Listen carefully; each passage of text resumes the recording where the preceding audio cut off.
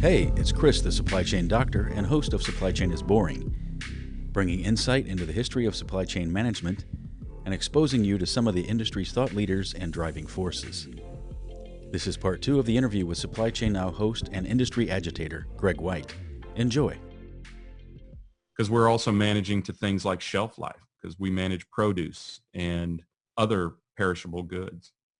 So there is a lot of not just optimization, but also managing to constraints and optimizing and balancing that constraint mechanism is very, very difficult.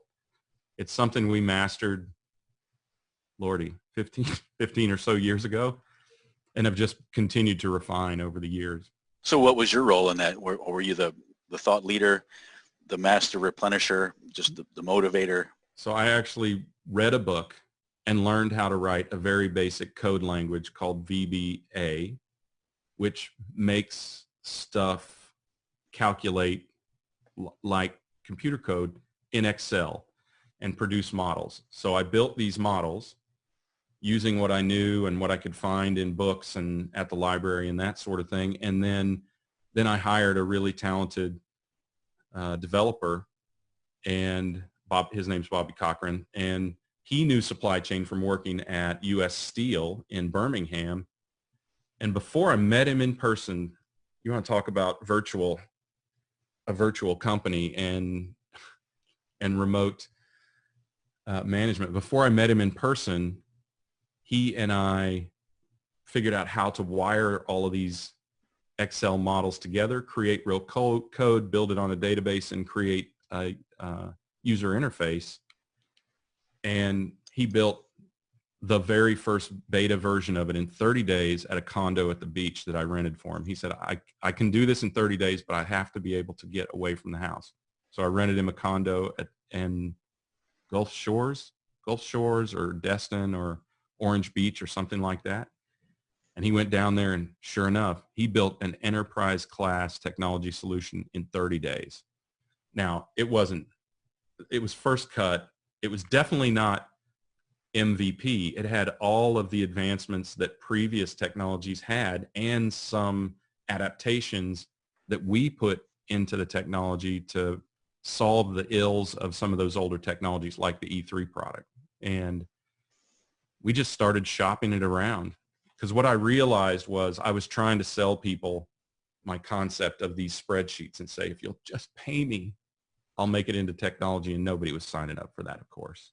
So we built it into a technology, and we took it to a few companies, and they signed up, and then we were off and running in this smaller industry that JDA and other companies had really walked away from. Even E3 had walked away from even before they got acquired by JDA.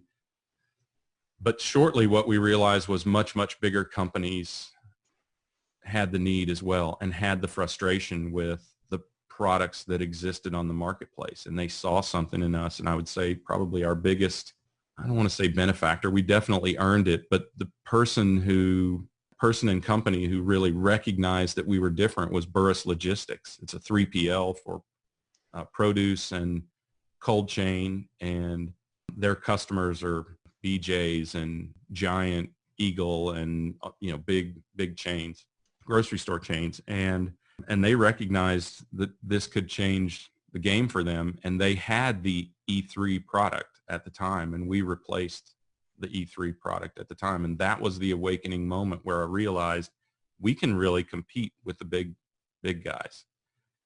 And so we started going after them and took down a few of them and spread it around the country and then around Europe. And into South America as well, and a little bit into the Far East. The company's still based in Atlanta? Yeah.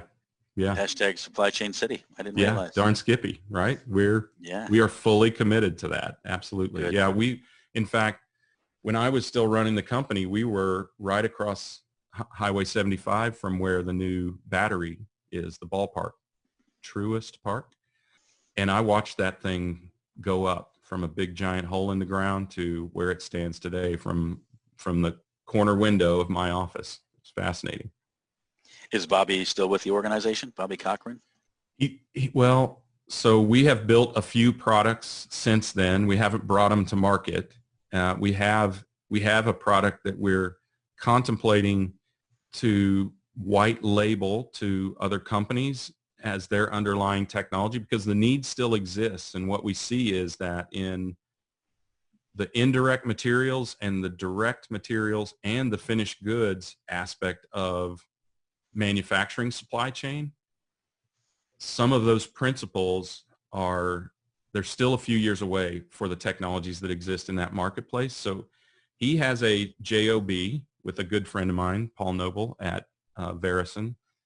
And Paul and I have this agreement that Bobby can moonlight a little bit on what we're calling Fulfilled, which is a product that will attack that problem for manufacturers and brands and that sort of thing. So yes, basically everywhere I've gone, even the company that I ran that was arguably supply chain, but not the same exact market as Blue Ridge, I brought Bobby in immediately.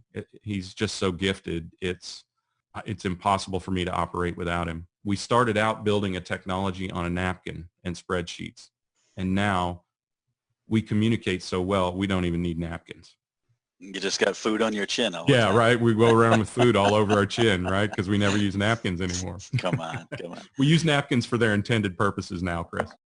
Was there another company in there that you said I don't know, was there another reference you needed to make, or? Yeah. So when the investors brought in new management at Blue Ridge, I had arguably, I think a lot of people would think, the best job in the world. I was a show pony. I went around and made big relationships and did speaking gigs, and they brought me in, they set them up and I knocked them back. They would bring me in to talk about the vision and the results and the execution that the company could do. And it was fun, but I had kind of a leadership Jones, right? Because I really didn't have many people reporting to me, and had kind of a leadership Jones. And honestly, I wasn't looking for a job, but a good friend of mine, Steve Keaveney, said, these folks are looking for a CEO for this company that's kind of foundering, that needs some direction. And when I read the description that they have created for this role, it is you. So, they sent it to me and I looked at it and I thought, okay, maybe there's something here. I let my wife look at it and she said, oh my gosh, this is you. So, and it wasn't that they needed me. It's just that it was a written expression of what I think people believe my superpowers or gifts or abilities are. And it was just so spot on that it was irrefutable. So I talked to the founders and owners and investors of the company. And after a few months of talking about it, we decided it was the right thing to do. So there were a lot of complications. Amazon was the biggest customer of the company. There were a lot of complications. We solved a lot of those complications. We tried to take the product into the broader market, and the market we were in, which is service management, making sure that your repair people or site workers or whatever, one, know what their jobs are for the day or the coming week or whatever. And of course, the company can monitor that, and how to do those jobs. So step by step, how do you build a receiving station in an Amazon robotics warehouse, things like that? How do you, one of our customers was a erosion control company. So how do you put down silt fence on a 20% grade, et cetera, right? And, we started making some hay in the marketplace, but there were some huge players, and we just decided that the headwinds were too substantial and Amazon was too obvious, a big customer. And so we kind of pulled back and focused really on Amazon, extracted some IP, and the company still operates, but I believe largely owned by Amazon these days. What was that company? Or is? It was called Curo, C-U-R-O. Yeah. Okay. It means to care for in Spanish. Well, that's good to know, to care for. That's what you want to do about your customers. Right. So this is actually part of a a trifecta of Greg's that I've interviewed in supply chain management. That. So yes, started with Greg Cronin, the one that's soon to be released is with Greg Owens, and now Greg White. So it's interesting because I was speaking with Greg Owens. He was the CEO of Manugistics. Oh yeah. You know Manugistics. Yeah, of course. Yeah. And I asked I him know why. the Gibson family. Yeah, after 5 years, why did they leave? Why did he leave? And he said he realized, somewhat similar to your Amazon or their Curo thing, is he realized while he was winning the battles, losing the war. Yeah. He told me, because he CEO of one of the companies that they had recently won, said SAP is going to invest $1 billion in this product over the next 5 years. How much are you guys going to do? And they weren't even $1 billion in revenues. So Right. similar to what you were talking about, that takes a lot of vision. Well, I guess in retrospect, it seems it is that at the time, I think some people, I hope other people, not just me, because that would not necessarily be a good thing, but I think some people just feel it. They know when the time is right. I can tell you that I couldn't tell you why the time was right, other than some macro things, right? It was too hard to get out from under the umbrella and the burden, not a joyful burden, but the burden of having Amazon as your largest and first customer, because who has more sway than that to say this is how you need to develop your product? And Greg, likewise, they had, theirs was a fairly crowded market depending on where where you looked. They had Manu, there was i2, there were a number of other products, of course, SAP, and of course, SAP took much, much longer than that company predicted. Sure. Right. But, and the founders at that time, the founders had pulled up, right? Bill Gibson, who was one of the early founders at Manugistics, I think he was on the board. I'm not even sure he was chair of the board when Greg was there. But it's funny how water sort of seeks its own level, and that is Bill Gibson Jr. now has a really strong tech company called DePosco, which you might know from your space, Chris. It's a WMS now fulfillment company, and they are expanding their reach and doing some really great things around fulfillment. I've talked to Bill a couple of times, and that company is another one who they had invested in.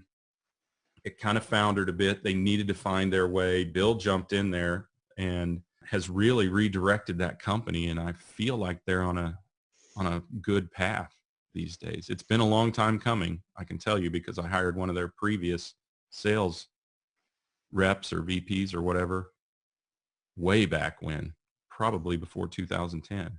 So that company's been around for a while, but they are coming on now. So well, back to your gut feel about timing was right. Maybe that's just a characteristic of a CEO. I don't know. Maybe that's, I enjoy studying how people get to be CEOs. I think they're either sociopaths or they've just got another level of I don't know if it's intelligence or feel or something, but that's yeah, I would argue that there is a certain, and this is my personal philosophy. There is a certain amount of dysfunction that you can turn to your advantage. And it truly takes a certain level, hopefully a healthy level, of narcissism to believe that you are the one person who can lead or solve this problem. If you look at history through time, which is the only way to look at history, isn't it? But if you look at history, unless you're Back to the Future, maybe. Yeah, right.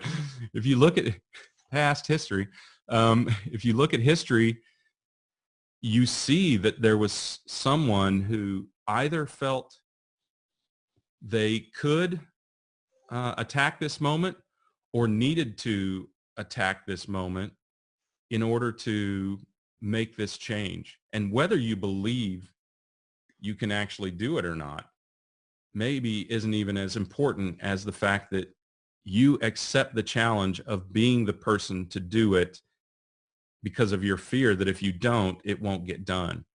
And I talk about that a lot in talking about what it takes to be a founder. I hope it's not sociopath. I'm willing to accept narcissist light because I think there is a certain healthy level of either confidence or obligation or compulsion that forces you to obsess about certain things and to attempt to solve that problem. The wisest don't try to solve the problem themselves, and I have fallen into that trap. The wisest find teams of people who are much, much smarter than they are, much, much better than they are, like I have with Bobby and other talented folks that I've worked with. And they guide those people towards that steep and treacherous hill and try to take it, right? So I don't think you're far off if you're off at all. I don't think anyone is smarter than anyone else. I really don't. I think there are people that are more educated, or they have a more refined knowledge of a certain topic, or even of themselves, or even of the world. But at Cura, one of the greatest lessons I learned was it is every bit as challenging to satisfy a ditch digger. And remember, we had an erosion control company, so we literally had ditch diggers using the solution, as it is a CEO. And it's not because anyone is smarter than anyone else. It's largely because when you're talking about technology, people just want to get their job done. A ditch digger doesn't want to waste their time. I mean, I've talked to them. A ditch digger doesn't want to waste their time with technology to know that they need to stick a shovel in the dirt and throw the dirt out of the hole to dig a ditch, right? Just like a CEO doesn't want to waste their time with a bunch of analytics and metrics to know that this is the next thing I need to do. They want the technology to do that analysis for them and give them the answer. And that's no small task, but it is universal. So a few minutes ago, it sounded like we were diving into your Tequila Sunrise episode on, I forgot the title. I should know the title, but so you want to be a tech startup entrepreneur, I think, or something like that. Yes. Yeah, you're right. I don't even remember the title, but it is basically, it's a yeah, those are great lessons. So that's another thing I would encourage anybody listening, if you want to know more about that, Greg's views on that, check out that session, and I'll make sure I reference that. Yeah, thank you. That there are some harsh realities, and I think it's better for people to confront those up front. And you talk about, in that session, you talk about having a leader, not a leader, but a guide, a mentor, a sensei, whatever it is. Yeah. I'm sure if I keep talking, I'll make up the words. But all those are good. And that's pretty much what you are now to several organizations. I mean, Supply Chain Now, ShipZ, Barusan, as you mentioned. So what are you doing these days? Yeah, that is my latest compulsion. That is my latest obsession. That's my latest drive, is to help companies to avoid missteps, to take the right steps that accelerate their success. There are so many things that you need not learn the hard way. And that's what mentorship is about. It's about uplifting and educating and empathizing and growing people. And I do mean people, not companies, right?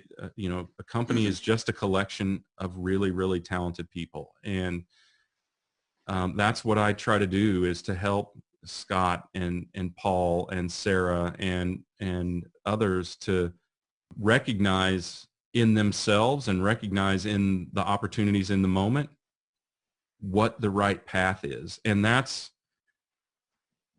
if there's anything that I would call a superpower, it's that. I can identify people's superpowers pretty well, and I can break down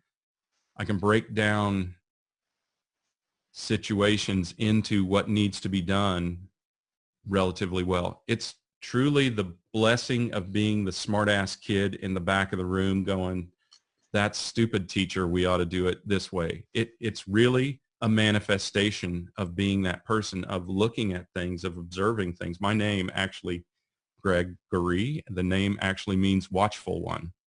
And I have always been a really great observer of things. And I think, I'm not sure that's a special gift that I have. I've just recognized it and leveraged it. But when you have the blessing of objectivity and some level of naivete or curiosity around things, you can sit back and look at situations and break them down in a way that those who are in in it can't. It's getting above the forest, right? Getting above the trees to see the forest for people. And that's why a mentor is so valuable. And mentors need mentors too, by the way. I have a number of them.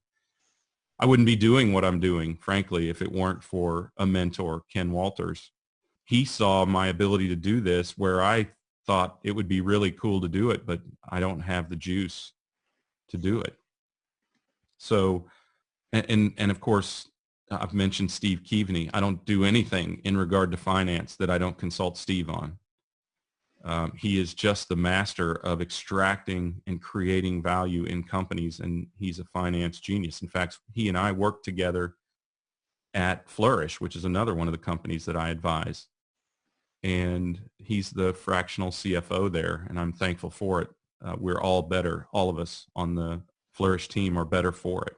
So we just had a board meeting, and I asked some questions of him, and, you know, again, expressed his expertise. So maybe it isn't even one mentor. It's find where your weak spots are and shore those up with people that can help you. It's a lonely journey to try and take on founding and running a company. It's frankly a lonely journey to do anything. I'm glad that you and I get to do this whole Supply Chain Now thing together, right? You and I and Scott. And the entire team, but especially those of us who are hosting shows, we get to share ideas with one another, and that's uplifting and helpful. So yeah, that mentorship thing it's really important. You know, Fred Tolbert, you know Fred, he's been on a show a couple of times. I have him in high regard, and he had mentioned just in passing conversation once how highly he thought of you. And now, as he said, you know, I just keep thinking back to that. The more you talk and the more you explain your view of the world. So that's a high honor. I have a lot of esteem for Fred. So Fred and I, and another person we work with often, Corinne Bursa, we competed against one another because they were at Logility and Demand Solutions, right? And I always had a little bit of fear in my heart when I knew I was going up against Fred.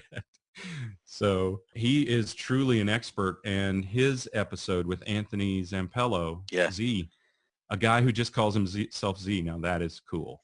That episode is fascinating, right? I mean, to think about S&OP as fascinating, it really is.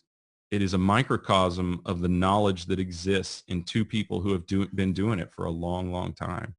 Yeah, that's a scoop you guys got on me, because I think that would have been a very boring topic to cover. So, well, we maybe should retitle that one, right? Yeah, maybe I can put it back in the can and shake it up a little bit. That's right. That's right. Or phase 2, perhaps. You never know.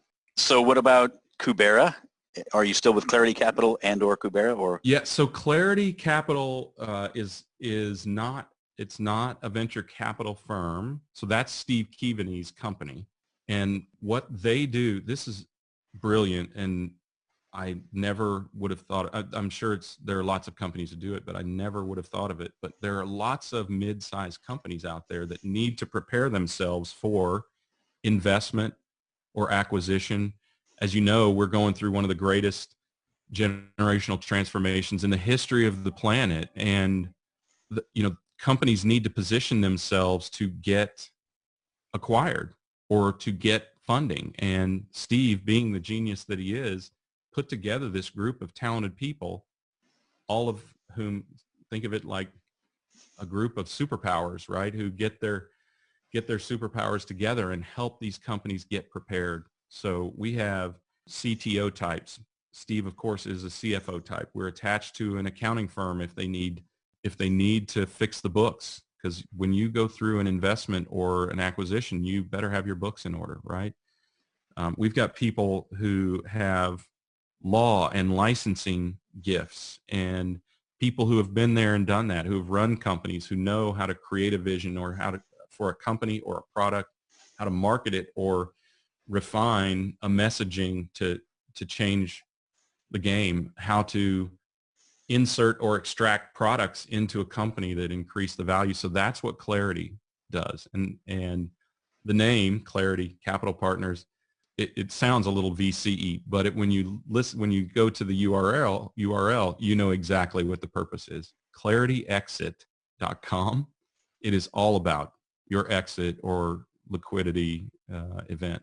That is something that I can do where I can help more companies and do that on an advisory role. So I think that's an important distinction. It's an important distinction for me anyway, Chris, is I work hard to advise, not consult. So if you look at my LinkedIn, or if I had a resume, if you looked at my resume, it would look a lot like my LinkedIn. If you look at my LinkedIn, I'm working with a number of companies, but a lot of those companies I spend maybe 5 hours a month with. That's the other thing, is it's really, really valuable to have someone with that objective point of view who can, in moments, give you guidance that can be transformational for your company. And fortunately, I'm able to do that and work with these companies to be able to make that happen. And because I am very conscious of managing that time commitment and managing that advisory versus consulting role, I'm able to work with more companies. I have to confess, I'm reaching maximum density at this point, especially now with Kubera, because that is a venture capital firm. So I have, as many of my friends have told me, I have gone to the dark side. Now I am working, I think of it as a service, but I am working to help seed and early stage supply chain techs get the funding that they need to launch or to do early expansion and market fit analysis, and getting over the MVP in our first customer stage to next level product and finding market fit to create scalability. So that's what we're doing at Kubera, and we're doing some other things I can't announce just yet, but we want to have a much, much bigger impact than even just our firm can have with money. We want to enable technology companies, along with some key partners, to be able to really launch and grow and execute at pace. And it's going to take a lot of partners. And so far we've had a good response in creating an ecosystem that helps to uplift those companies and surface their gifts and help them accelerate. Your passion never stops. I think the topic changes, but the passion stays there. That's an interesting dynamic. It was hard for me to focus at an early stage in my career, and finally I did focus on supply chain. I decided if I was going to be useful at something, hopefully great at something, that I was going to have to focus. And when I did, things changed. And that's another thing I would encourage, is know your niche, find your superpower and leverage that. But yeah, as I have explored that more, I have discovered that my gift is making things happen, connecting people and helping them find that leverage point and grow from it. And it's a satisfying journey for me, frankly, and satisfying only in that, as I said before, I don't celebrate much, but I get to sit back and see, Paul Noble take tidbits of what I and other advisors have given him and turn it into something great, which is also a gift. To take a sentence or a cryptic, sometimes almost cryptic discussion, and turn it into something great, that is also an exceptional gift. And great leaders like Paul and Colton and Sarah, they all have that ability to take subtleties and turn them into big change. I've mentioned the name a couple of times, Tequila Sunrise. Yeah. What is Tequila Sunrise? It is a celebration of supply chain tech. Look, as people have said, you said it earlier in the show, people don't know what supply chain is, although that group is decreasing in size every single day, right? So what Tequila Sunrise is meant to do is to surface and elevate supply chain technology. Because if you look at supply chain technology in the greater scheme of things, if you look at it in the public markets, they are typically kind of laggard, second-tier trading stocks that don't really launch and don't impact or shape the market in a way that I think supply chain could. And now is supply chain's time. And now people realize the value. And let me assure you, as an investor, there are a lot of people who really realize the value, because the valuations are getting significant. And I feel like Tequila Sunrise is a vehicle that allows us to inform and educate founders and to work at the confluence of founders and investors and even just casual observers to make sure that they understand what tech can do in supply chain and the esteem that tech should have in the broader marketplace, and how to, and there's a little bit of how to understand technology and how to understand investment and valuation, because I want to impart that knowledge to some of these founders so that they have either the confidence or the knowledge, or maybe both, to really make a change, really make a difference with their company. It's a great complement and tie-in to, as you said, Kubera Clarity and the other things that you're doing on an advisory level. So I encourage anybody just to check it out, even if you don't have a company that you want to develop or sell or grow. It's just learning something new. That's a fascinating. Well, it is. Thank you. First of all, thank you, Chris, because I really appreciate that. It means a lot that you recognize and shared that with your audience. And it's a service in a way, and the goal is to get more understanding broadly of supply chain tech, just like, this seismic societal disruption COVID-19 has brought to the understanding of supply chain, and it just felt like the right time to do that. So we're 12 episodes. We're about to publish 13 this week, and yeah, so there's plenty to listen to there if you want. I got to say, I'll just confess, sometimes it's just the whim that hits me. We talk a lot about deals. We're still evolving the format. Now we're interviewing guests, and I think that will make it a lot better, but we're also tracking supply chain tech stocks, public and private, and the deals that are getting done. And I think we'll probably move that out of the show into the page and focus on the founders and investors, the people in it, in the industry. But that's an important aspect of it too. And I've gotten some great help from a fellow named Daniel Karen at Port Logistics Group, who reached out to me on LinkedIn, Chris, and volunteered to create a mechanism to analyze the supply chain tech stock index as an index. So weighting the stocks based on capitalization, assessing how much, for instance, Amazon is one of the stocks in there, and so is Oracle and SAP, but not all of their sales come from supply chain. So we have to weigh that based on how much of their sales come from supply chain, things like that. Other firms like Manhattan or Aspen Tech, they are 100% supply chain. So it's a lot easier to analyze their impact. How did you select the stocks to use? Well, I went through, and it was a painstaking analysis. I went through and assessed which stocks hit the supply chain keyword, and then I extracted stocks that were mostly services. These are tech-oriented companies. Now, Manhattan has a huge services component, but the services are rendered in order to implement the technology.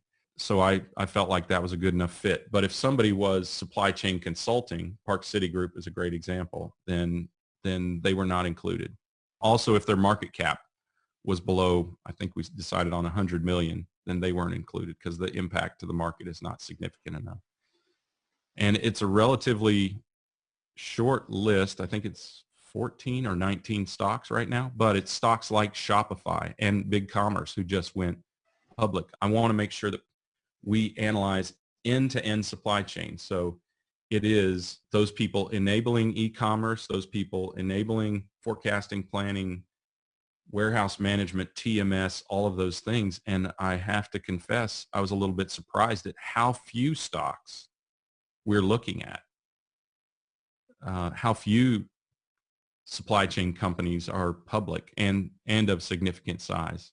Kinaxis is a great example of one, a really interesting company. And then, just a ton more. So we're going to start listing that and tracking the index on the show site shortly. So maybe we'll have CNBC or other investors watching us soon. Maybe. You never know.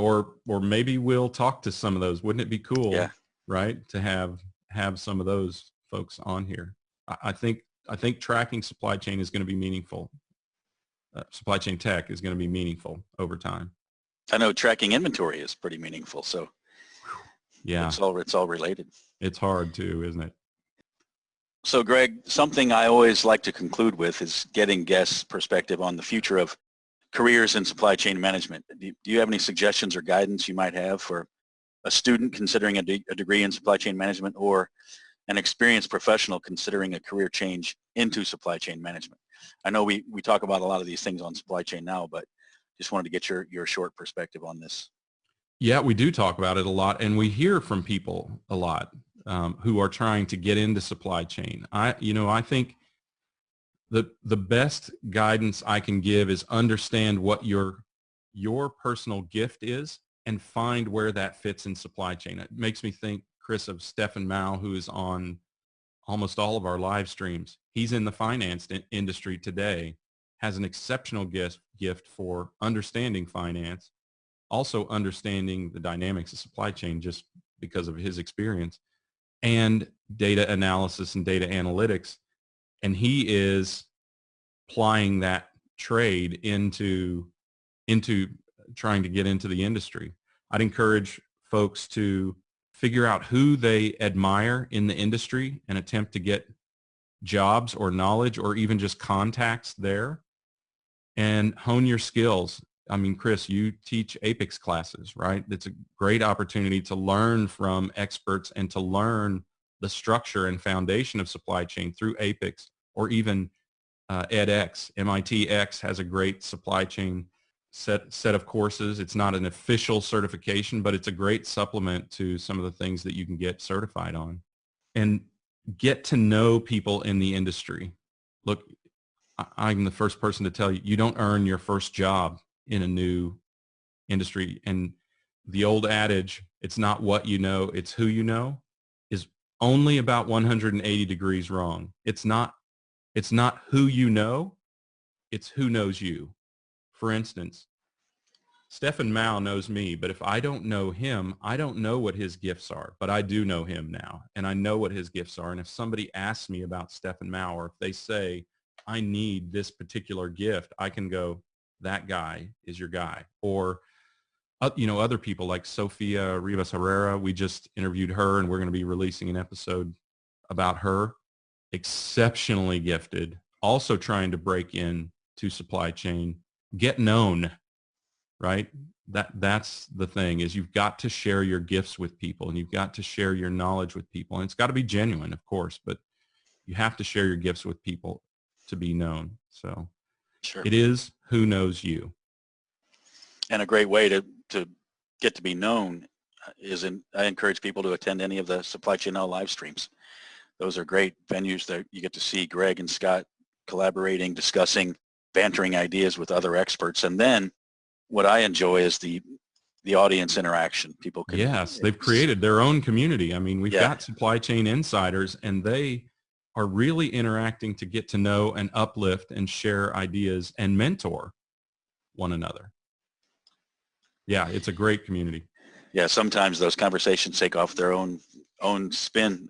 They do. I forget what you and Scott are talking about. Right. It's almost, I noticed that on a show. It's almost like we're the noise in the background while they're having a conversation. And I'm okay with that. I really am. Because ultimately, our goal is to provide a service to uplift and elevate this profession, and to create a community that is supportive and uplifting and elevating of the people in the industry. Well, Greg, I appreciate what you're doing for the supply chain community overall, and specifically for Supply Chain Now. So thanks again for investing time with me today. Yeah, thanks for having me. I really appreciate it. I am so honored to be on Supply Chain is Boring, really. I've been looking forward to this. So well, thanks for the invite. You're a pretty boring guy, Greg. So thank you. It fits the cue. I was afraid I would not fit the bill. This concludes part 2 of the interview with Greg White. Supply Chain is Boring is part of the Supply Chain Now network. We highlight historical events, companies, and people in supply chain management, and create a picture of where the industry is headed. Interested in learning more about supply chain technology startups, mergers, acquisitions, and how companies evolve? Take a listen to Tequila Sunrise, crafted by Greg White. Or check out This Week in Business History with Supply Chain Now's own Scott Luton to learn more about everyday things you may take for granted and pick up short stories you can use as general conversation starters. The Logistics with a Purpose series puts a spotlight on neat and interesting organizations who are working toward a greater cause. If you're interested in logistics, freight, and transportation, take a listen to the Logistics and Beyond series with the Adapt and Thrive Mindset Sherpa, Jamin Alvadrez. And check out the newest program, Tech Talk, hosted by industry veteran and Atlanta's own Corinne Bursa. Bursa will discuss all things digital supply chain. If interested in sponsoring this show or others on Supply Chain Now, send a note to chris@supplychainnow.com. And remember, supply chain is boring.